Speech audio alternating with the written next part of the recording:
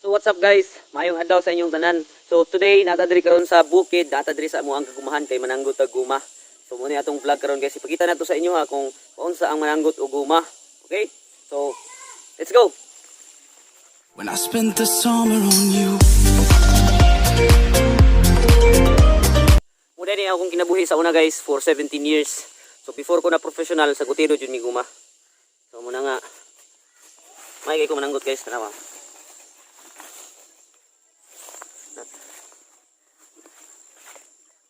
Ini siya guys, ang tawag ani mo ni siya ay scrap. Scrap ang tawag ani mo ni siya ay kadang gata nga nigahi na bitaw. Gata na siya. Mut ni siya guys. Mut kayo. Muta. So,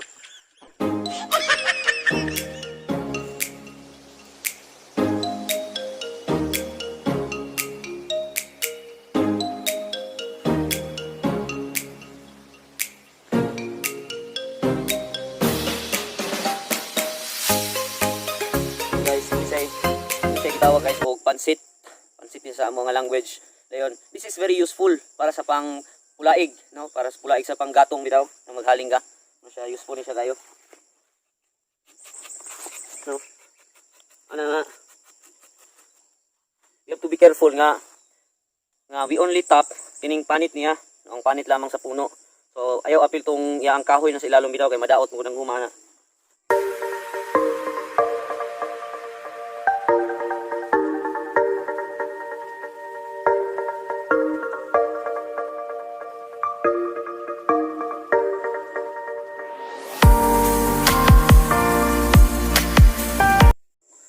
Itong mga plantation na ito, so this is about 300, no? 300 ka puno as of now.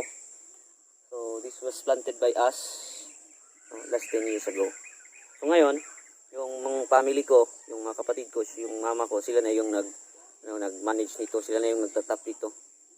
So ito na yung bunga ng namin, ng pinaghirapan namin. Pero kung sanggutero ka ng guma, kung topper ka, lalo ka pa ring maghihirap. No, hindi ka naman talaga yayaman kahit may ganito kalaki kang gumahan. Kasi mura lang yung ngayon, yung price ng rubber ngayon compared nung time na I was still a rubber topper. So yung time na yon, during our time, yung price per kilo was about 100 to 110 per kilo. Tapos ngayon, it's about 25 to 30 to 32, something like that. So mura lang.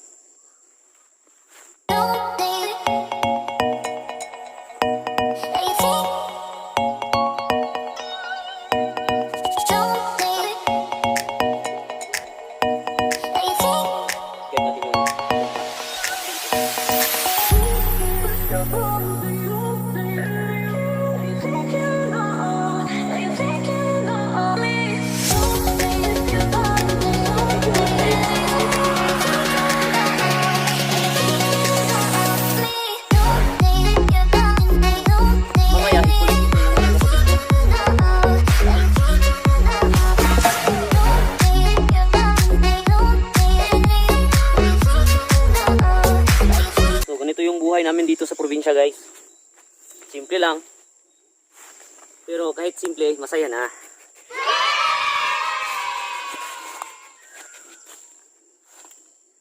Yan, tingnan nyo guys, oh. Ito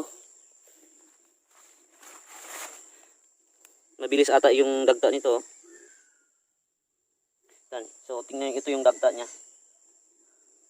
Tapos kailangan itong kolektahin kasi pag umuulan ma-wash out ito.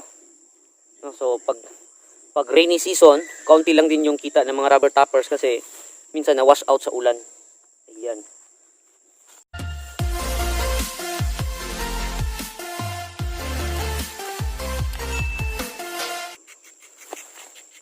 So we really have to be careful, no, na yung balat lang yung itatap natin.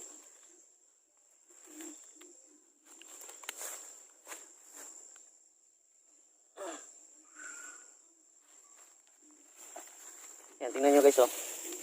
Malakas to. Malakas, mabilis pa. Sa ano. Ayan. Oh. Oh. Ayan. Oops. Yata. So, ayan. tunong. So, kailangan guys, lagyan natin ito. Simple lang, di ba? Di ba? Wise din yan.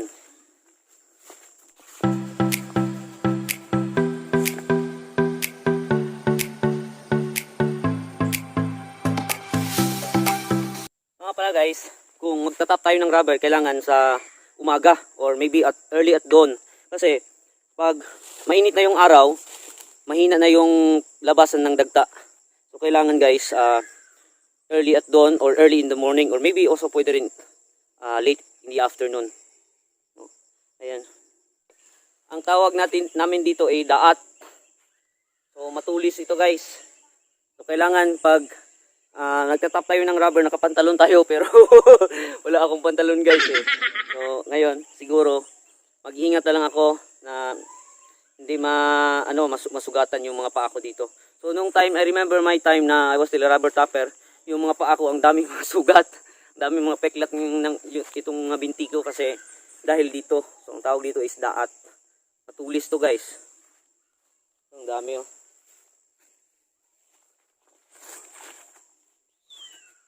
When I spent the summer on you.